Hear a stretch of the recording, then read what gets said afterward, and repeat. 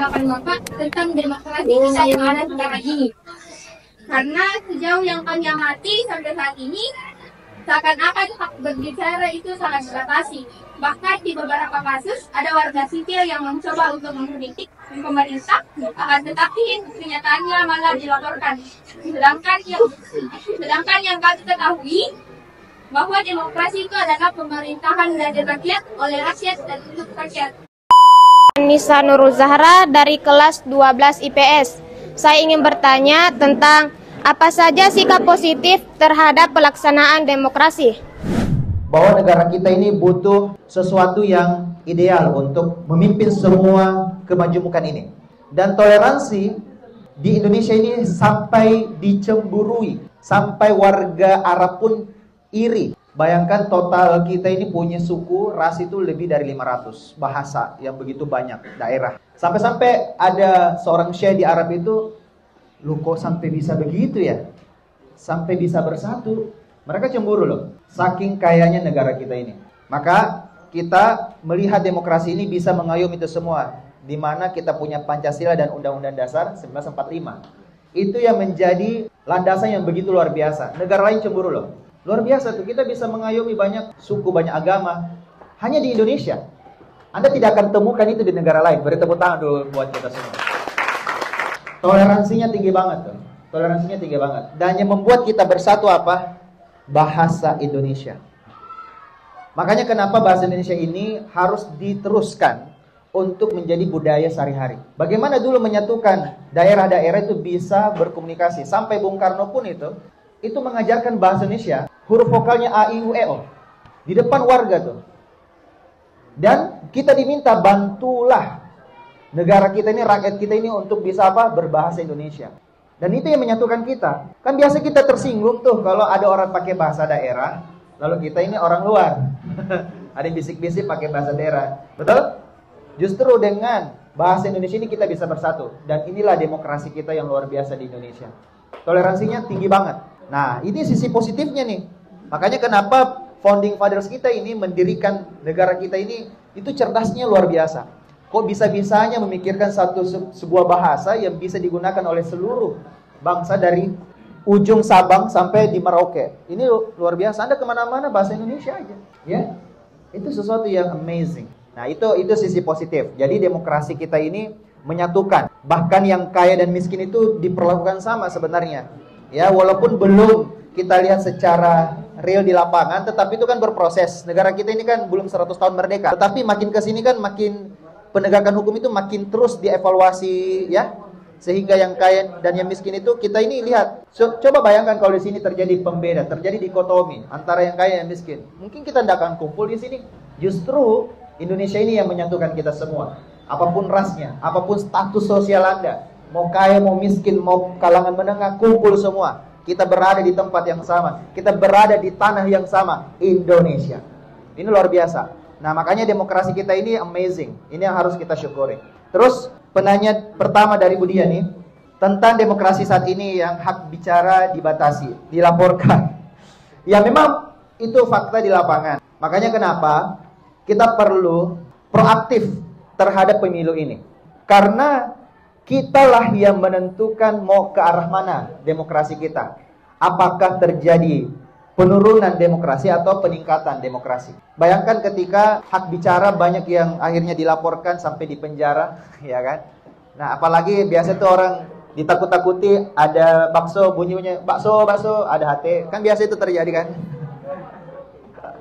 Bahkan kalau kita masih menggunakan kata Konoha dan Wakanda, berarti demokrasi kita belum sepenuhnya bebas dalam berpendapat.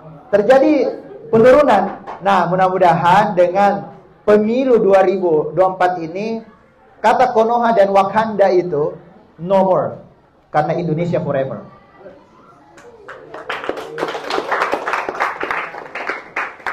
Ini serius, saya itu senang juga untuk mencari referensi dan preferensi dari banyak kalangan. Kalau Anda bikin status misalnya, Anda coba cek di Facebook saya itu ada 2. Saya menyiapkan 2 Facebook, bahkan 3, hanya untuk satu untuk menyalurkan pendapat saya terhadap politik, dan satunya itu saya bahas tentang profesi dan karir saya sebagai motivator dan juga penulis. Kenapa saya harus pisahkan itu? Karena supaya kita lebih profesional, supaya kita bisa mengungkapkan itu semua di sana, dan kita bertanggung jawab dengan apa yang kita tulis. Dan saya tidak pernah pakai akun anonim. Ada orang sekarang itu karena takutnya dengan apa yang terjadi saat ini, penangkapan yang terjadi, ya kan, kebebasan berpendapat dibatasi, sampai bikin akun anonim. Akun yang dimana Anda tidak pakai nama asli. Tapi walaupun begitu, itu bisa dilacak loh, IP address Anda. Anda bisa ditahu lagi di mana, lagi ngapain, bisa dilihat tuh. Jadi sebenarnya walaupun Anda pakai akun anonim itu nggak bisa. Tetap pakai akun pribadi Anda, tunjukkan diri Anda yang sesungguhnya. Karena kalau bukan Anda yang mulai berbicara, teman-teman semua, bukan Anda yang memulai demokrasi ini akan semakin lebih baik, masa menunggu yang tua meninggal dunia? Halo? Justru kita yang mulai. Kita yang mulai, teman-teman. Makanya Anda perlu belajar ilmu literasi. Ya, Anda wajib untuk, ini salah satu profesi masa depan ya. Anda tahu profesi yang tidak akan pernah mati? Mau tahu? Menjadi seorang copywriter dan public speaker. Itu tidak bisa diwakilkan. Perlu Anda yang punya narasi, Anda yang bikin, Anda rangkai, Anda baru sampaikan. Itu sesuatu yang tidak akan pernah mati. Dari dulu sampai sekarang, bahkan ketika ayat pertama yang disampaikan kepada Nabi Muhammad SAW adalah Iqra. Disuruh tentang apa? Literasi. Disuruh membaca. Beliau yang ummi diperintahkan membaca. Apalagi kita yang bisa membaca. Apalagi kita yang bersekolah. Maka perlu banget kita memperkaya diri kita dengan bacaan. Sayangnya banyak orang mau jadi seorang copywriter, menjadi seorang penulis, mau jadi seorang apapun itu, membuat narasi, tapi malas membaca. Kita ini lebih senang dengan baca judul, tapi terperangkap dengan judul, lalu langsung share, padahal belum tahu isinya kayak gimana. Langsung asal share, diprovokasi dari judul berita. Ini sering terjadi. Provokasi terjadi gara-gara kita ini cuma membaca judulnya, tidak sempat membaca dari dalam. Makanya kita mesti apa? Baca dulu, cross check dulu, supaya apa? Kita ini lebih dingin saat mau mengeluarkan pendapat. Kita gampang sekali tersulut emosi. Ya, padahal kita tidak membaca datanya dengan jelas, faktanya belum jelas. Baca dulu. Saya sebelum menyampaikan pendapat saya harus dalami dulu. Karena kenapa? Setiap apa yang kita ucapkan akan dipertanggungjawabkan nanti. Apa yang kita tulis itu semua akan dipertanggungjawabkan nanti. Bukan di dunia saja, tapi di akhirat. Jadi saya punya pengawas yang paling tidak bisa saya jauhkan, karena dialah yang selalu mengawasi kita. Dialah Rabb kita, Allah Subhanahu wa Ta'ala. Maka penting banget kita sebagai anak muda, jangan sampai kita ini cuma sibuk bermain Mobile Legends, PUBG dan sebagainya, Free Fire dan sebagainya. Ingat, Mobile Legends tidak bisa teman-teman jadi legend kalau tidak mobile. Anda harus mobile, Anda harus bergerak, Anda harus keluar rumah, Anda harus ketemu teman, Anda harus bergaul, baru jadi legend. Ini bermain Mobile Legends mau jadi legend nggak bisa. Anda harus mobile, Anda harus punya mobilitas tinggi. Saya datang ke sini mobilitas, saya harus lewat tol tadi, ya sampai lewat tadi. Ini mobilitas teman-teman semua. Supaya apa? Kalau kita punya mobilitas, kita bermobilitas, kita mobile, maka kita bisa jadi legend di kemudian hari. Ya, apa yang dilakukan misalnya contoh Cristiano Ronaldo, Lionel Messi, siapa pendukungnya Cristiano Ronaldo? Angkat tangan. Messi. Ronaldo mana tadi Ronaldo? Ingat, Ronaldo saja itu sampai pindah klub. Messi saja sampai pindah klub.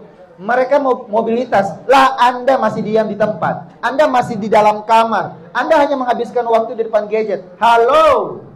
Kita nggak bisa jadi legend seperti mereka. Kita harus bergerak, kita harus bertindak. Sekian dan demikian.